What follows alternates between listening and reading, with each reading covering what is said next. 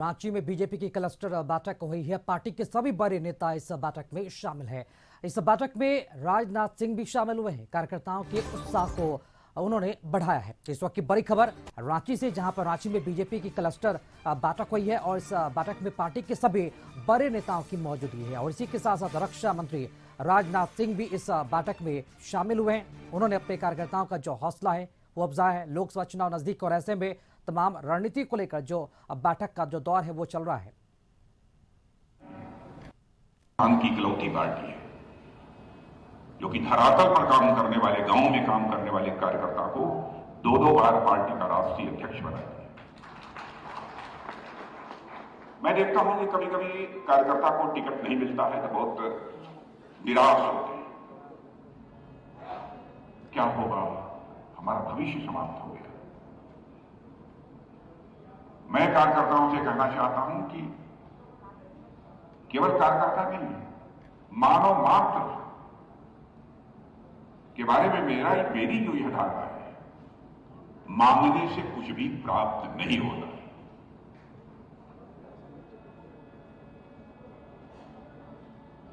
जो होना है वह होकर रहेगा। गीता में भगवान कृष्ण ने कहा है, कर्मणे वाधिकारेस्तु मां फलेषु कदाचन। ऐसे ही नहीं कहा, वो परमात्मा का कथन है। और हम सभी कार्यकर्ताओं को अपने चित्त में यह बात बैठानी चाहिए। परमात्मा ने यह कोई छोटा अवसर हमको नहीं दिया है, चाहे मंडल अध्यक्ष के रूप में, चाहे बूथ अध्यक्ष के रूप में अथवा जिलाध्यक्ष के रूप में। भारतीय जनता पार्टी जैसी एक राजनीतिक पार्टी के कार्यकर्ता के रूप में हमको काम करने का अवसर प्राप्त हुआ है। लोग ये कहेंगे कि सारी राजनीतिक पार्टियां तो एक ही तरह की होती है। भारतीय जनता पार्टी कौन सी एक विशेष प्रकार की राजनीतिक पार्टी है? मैं यह दावा नहीं करना चाहता कि हमारी राजनीतिक पार्टी में सारे लोग आपकी अपेक्षाओं की कसौटी पर पूरी तरह से खरे होंगे, लेकिन अधिकांश लोगों के बारे में, नेतृत्व के बारे में मैं कह सकता हूं, एक नेता के संबंध में जो आपकी अपेक्षाएं होती हैं, हमारा हर नेता आपकी अपेक्षा की कसौटियों पर पूरी तरह से वह खरा उतरे।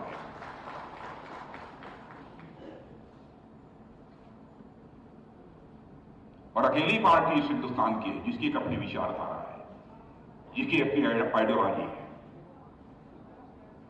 किसी राजनीतिक पार्टी की अपनी कोई विचारधारा नहीं है।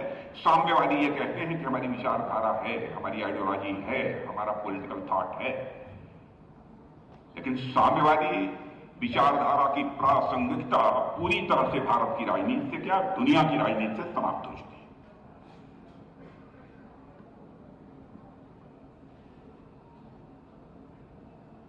है। ऐसी राजनीतिक पार्टी में हम लोग काम कर रहे हैं।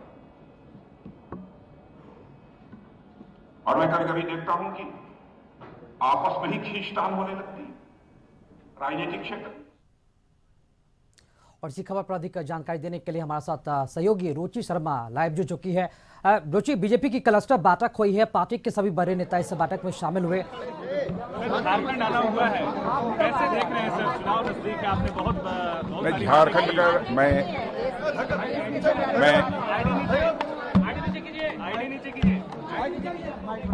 इनको मत करो, इसको सांसद हैं आपके,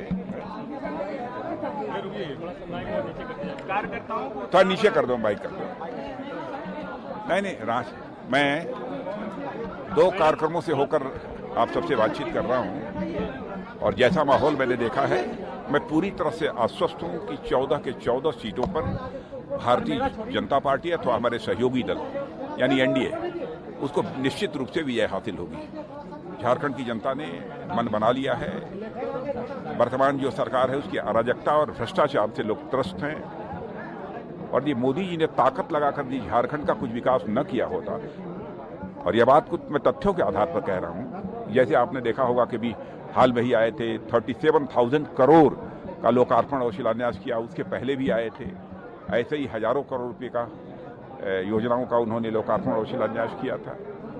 लेकिन यदि यहाँ भी हमारी सरकार प्रदेश में भी बन जाए तो डबल इंजन की सरकार मैं समझता हूँ कि झारखंड की पूरी गरीबी को समाप्त करेगी और झारखंड भी एक जो हिंदुस्तान के कई राज्य जो आर्थिक दृष्टि से संपन्न माने जाते हैं, उन राज्यों की कतार में आकर खड़ा हो जाएगा। मामला बहुत जोर शोर से उठा क्या उठा रहे हैं? अब तो इलेक्शन कमीशन ने सबमिट कर दिया, दे दें, वो देख लें उसको, और इन्होंने कोई आपत्ति है तो बतलाएं क्या आपत्ति है। बहुत बड़ा स्कैम हुआ है। अरे स्कैम हुआ है तो भाई इलेक्शन कमीशन को बतलाएं। आगे एनआरसी अब स्कैम यदि हुआ सुप्रीम कोर्ट जाए, कौन रोकता है उनको? जनता की आंखों में धूल क्यों झोंक रहे हैं? सर, झारखंड में एक बड़ा मुद्दा धर्मांतरण कांग्रेस के लोगों को भी है। समझना चाहिए कि अब देश की जनता हमारी राजनीतिक दृष्टि से, सामाजिक दृष्टि से, हर दृष्टि से अब काफी जागरूक हो चुकी है। केवल कुछ चंद तथाकथित आरोपों के माध्यम से देश की जनता को गुमराह नहीं किया जा सकता। सर, झारखंड में एनआरसी एक बड़ा मुद्दा रहा है, तो एनआरसी एक मुद्दा रहा है, धर्मांतरण जो है वो बड़े। अरे एनआरसी कौन सी बड़ी बात है? यह तो जो भारत के नागरिक है उनका रजिस्टर है। इसको आवश्यक हर चीज को लेकर जनता के अंदर भ्रम पैदा करने की कोशिश हमारे विपक्षी दलों द्वारा की जा रही है। सीएए जो लोकसभा चुनाव से ठीक पहले जो आप लोग ये अनाउंस कर रहे हैं, सिर्फ वोट बैंक की राजनीति के लिए आप लोगों ने सीएए का अनाउंसमेंट किया है। आचार संहिता से पहले आपने इस तरह का। देखिए ऐसा है, यह बिल आज के कई साल पहले संसद में पारित हो चुका है, संसद के दोनों सदनों में, और उसका जो है नोटिफिकेशन अभी कई सारी प्रक्रियाएं होती हैं, कई प्रोसेस से गुजरना पड़ता है, तो अब जाकर उसका जो है हम लोगों ने नोटिफिकेशन किया है। किसी की नागरिकता तो इसमें जाती नहीं है। यह कानून जो है नागरिकता का कानून जो है, इसमें किसी की नागरिकता तो जाती नहीं है। हाँ, अफगानिस्तान, बांग्लादेश और साथ ही पाकिस्तान में जिन लोगों का धार्मिक उत्पीड़न हुआ है और जिन लोगों ने भारत में आ गए हैं अथवा भारत में शरण लेना चाहते हैं, उनको नागरिकता देने की बात। मुस्लिम शरणार्थियों को बाहर रखने की बात की जा रही है सर, मुस्लिम शरणार्थियों को बाहर रखने की बात की जा रही है, तो इससे जो है कह रहे हैं कि देखिए धार्मिक पाकिस्तान में मुस्लिम का धार्मिक उत्पीड़न नहीं होगा, इस सच्चाई को भी तो समझिए। जो आना चाह रहे सर वो अगर, अरे भाई वैसे भी यदि कोई मुसलमान हो या किसी देश का कोई नागरिक हो भारत में नागरिकता लेना चाहता है तो नागरिकता लेने का भी एक प्रोसेस है। कई ऐसे लोग हैं जिन लोगों ने नागरिकता ली है, उस पर भी कहाँ प्रतिबंध लगा हुआ है। यह तो यह है कि तीनों देशों में जिन लोगों का धार्मिक उत्पीड़न हुआ है, धार्मिक उत्पीड़न के कारण यदि वह भारत आए हैं अथवा आना चाहते हैं, मैंने जो आए हुए हैं अभी तक दिसंबर 2014 के पहले तक, उनको जो है भारत की नागरिकता दी जाएगी। यही है नागरिकता। मुख्यमंत्री गायब हो गए थे 2 दिनों के लिए, लेकिन अब तो उन्हें चुनाव दुमका से फिर से लड़ाने की तैयारी है। अब जनता फैसला कर देगी। सर एक सवाल, देश के मुसलमानों को सीए से कोई खतरा नहीं है? ना, कोई खतरा नहीं है। आश्वस्त रहना चाहिए देश के मुस्लिम समाज को भी, क्योंकि हम जाति, पंथ और मजहब की राजनीति करने वाले लोग नहीं हैं। हम लोग इंसाफ, इंसानियत, जस्टिस और ह्यूमैनिटी, यह हमारी राजनीति का आधार है।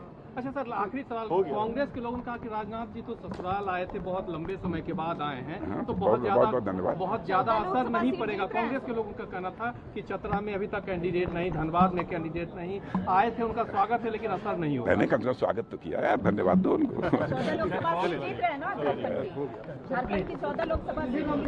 14 के 14